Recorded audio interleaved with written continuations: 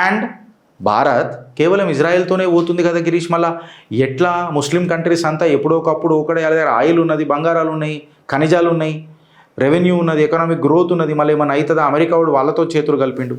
ఇక్కడ ఎంటర్ అవుతుంది మోదీ గారి చాతుర్యం, మోదీ గారి చాణక్యం. And this is what I called as Modi's doctrine.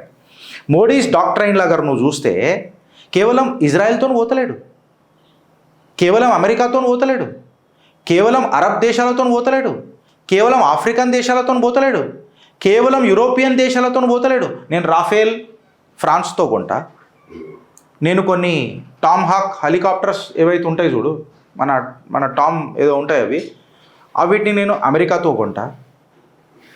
నా డిఫెన్స్ ఎక్విప్మెంట్ ఏదైతే ఉంటుందో, ఎయిర్ ఫోర్స్ మెకానిజం ఏదైతే ఉంటుందో నేను రష్యాతో చేతులు కలుపుతా. నేను బ్రహ్మోస్ లాంటి మిజైల్ రష్యాతో కలిపి క్రూజ్ మిజైల్స్ తయారు చేస్తా. ఆయిల్ నేను రష్యాతో కొంటా. మల్టీపోలార్ వరల్డ్ ఎవడరా సరెండర్ అయ్యండి ఇప్పుడు చెప్పురు నాకు?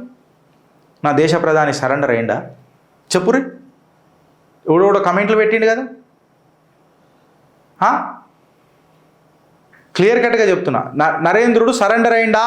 ఇవాళ రష్యా ఇరాన్ బంద్ చేసింది ఆయిల్. ఎన్ని రోజులు రిజర్వ్స్ ఉన్నాయి? Okay, 84 to 85 days, fine.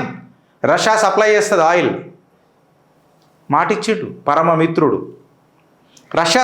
ఇప్పుడు చూడండి ఫ్రెండ్స్, ఇరాన్ మీద అటాక్ అయితే వ్లాదిమిర్ పుతిన్ ఏమన్నాడు? ఇది తప్పు, అమెరికా జర బాగా నాటకాలు ఆడుతున్నది అని చెప్పి ధమ్కీ ఇచ్చాడు.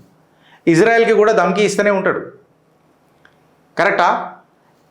రష్యాకు ఇజ్రాయెల్కి పడదు, రష్యాకు అమెరికాకు పడదు. రష్యా చైనా దోస్తులు, భారత్ చైనా దుష్మన్లేం కాదు. మళ్ళా అర్థం చేసుకోరు. కూటునీతి, మోడీ గారిని డాక్ట్రైన్ అని అంటారు. ఇది కూటునీతి. నేను చైనాతో వ్యతిరేకిస్తా కానీ కొట్లాడా, కానీ నా అవకాశం చూపిస్తా. నేను అమెరికాతో దోస్తానా చేస్తా, బట్ అమెరికాకు చెక్ పెడతా, నా పెద్ద దోస్తానా చూపిస్తా రష్యాతో. ముస్లిం దేశాలతో నేను దోస్తానా చేస్తా, ఇజ్రాయెల్ని కూడా కలుపుకుంటా. ఇజ్రాయెల్ అమెరికాతో దోస్తానా చేసి భారత్తో కలుపుకుంటా. అరే మల్టీపోలార్ వరల్డ్లా ఎంత ప్రశంసించినా తక్కువరా ఈ దేశ ప్రధానిని. క్లియర్ కట్గా లేదా? అరే కళ్ళకు కనబడుతున్నది కదరా. నా అసంటి పామరుడికి అర్థమవుతున్నది, నాకు తెలివి లేనోని ఫాల్తు కానీ నేను అసలు నాకు తుచ్చపు రానిరా నేను దేశంలో. నాకు ఇంత క్లారిటీగా అర్థమవుతుంది, మీకు ఇంకే మీ సావులు గాను. రష్యా క్లియర్ కట్గా హెల్ప్ చేస్తానంటుంది, నేను రష్యాకి సపోర్ట్ చేద్దా?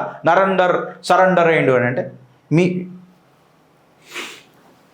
స్ట్రేట్ ఆఫ్ హోర్ముజ్ ఏదైతే ఉంది చూడు, జంక్షన్ జామ్ అయినా మాకు ఫరక్ పడదు, రష్యా నుంచి మాకు ఆయిల్ వస్తుంది అని చెప్పి ఇప్పుడు ఇరాన్ నుంచి గ్యాస్ బంద్ అవుతుంది, అదే అవుతుంది, రష్యా నుంచి